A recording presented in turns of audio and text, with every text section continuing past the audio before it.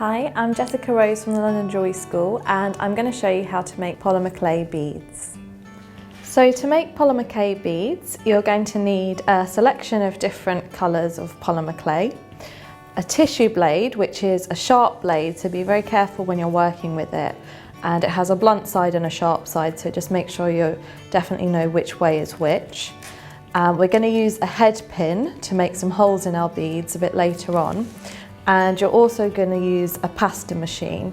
Now, if you don't have a pasta machine, you can just roll your beads out manually by hand using a plastic roller or rolling pin, but I'm going to show you how to do it using a pasta machine. So to start off with, you need to condition the clay, and it comes in blocks like this. And to begin with, you're just going to warm it up in your hands and just try and get a fairly flattened look, so we can put it into our pasta machine. So I'm just giving it a squidge. And the warmer the environment is, the softer it will be. So if it's very cold, it may take a little bit longer. And there are different settings on your pasta machine. So I'm going to start it on number 1, which is the thickest setting.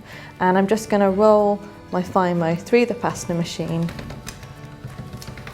one time. And then you fold it in half and roll it again.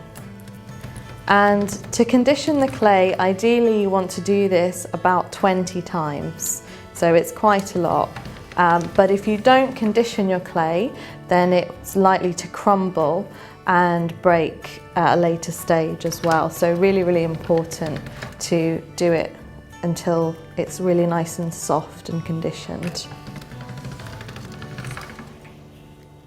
Now this clay is quite soft, so it's pretty well conditioned. And I have some other clay which I've conditioned earlier over here, which I'm going to bring over. And I'm going to join the two colours together.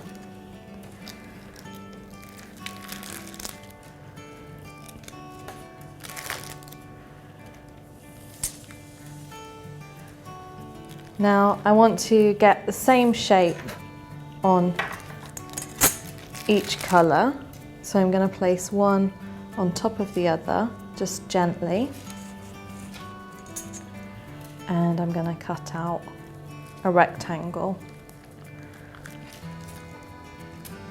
And you should be able to separate them so we can still use the excess bits later on. Okay, so now we've got our two colours in one shape, and I'm just going to press it down to make sure that there aren't any air bubbles. And now I'm going to roll up the shape into a sausage. So first of all, I'm just going to curl the end slightly with my fingers.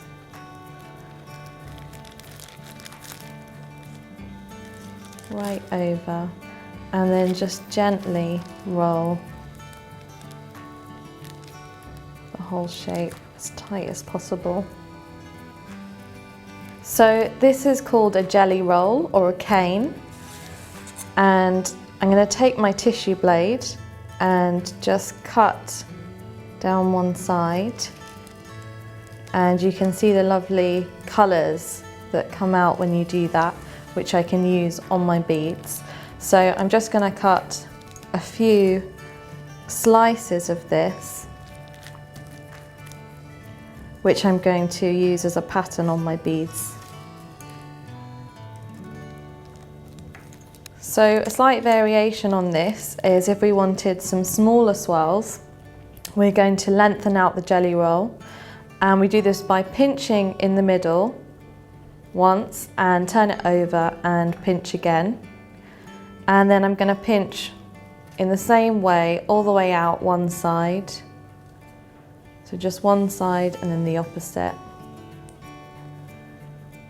So I've done one side and we'll do the same on the other side.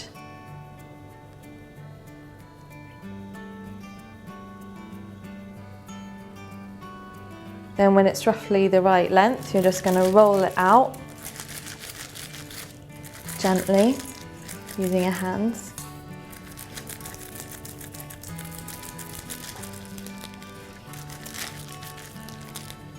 And then if I cut in the middle, You see I have a smaller shape like a swirl. So now I'm going to get some pre-conditioned clay that I conditioned earlier, and this is going to be used for the base of our bead. And I'm just going to roll it into a ball. It's just like a pearly white colour.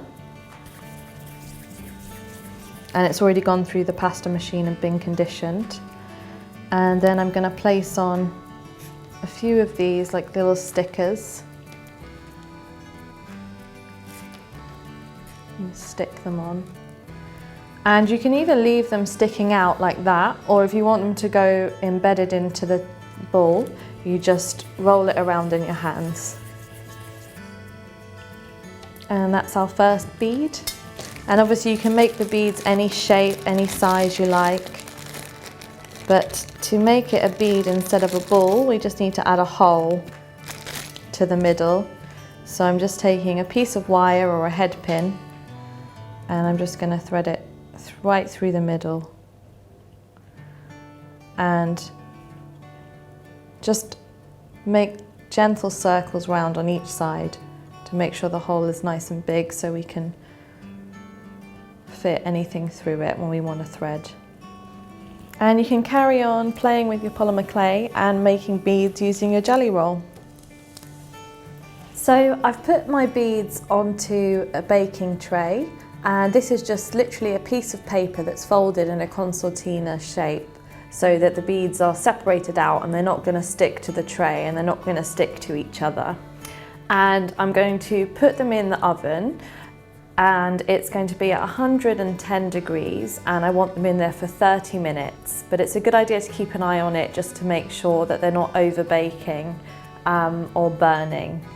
And to make sure that I've got the right temperature, I'm also going to put in a thermostat in there with them, which I can keep an eye on. So just pop them into the toaster oven. Now if you're doing this at home and you don't have a toaster oven, you can just use your regular oven, that's fine. But if you're doing it a lot, you know, if you're making beads all the time, then it's a good idea to have a separate toaster oven for it. And just close that up, and it should be ready in 30 minutes. So once it's been 30 minutes, you can open the oven and get your beads out. Just use a towel or some oven gloves to make sure you don't burn yourself. And you want to leave your beads to cool for a little while before you start using them. So you're just going to leave them on the side to cool for about 20 minutes until they cool down. If you touch your beads at this stage, they'll still be a little bit soft because of how hot they are, but when they cool down, they'll go solid. And that's how to make polymer clay beads.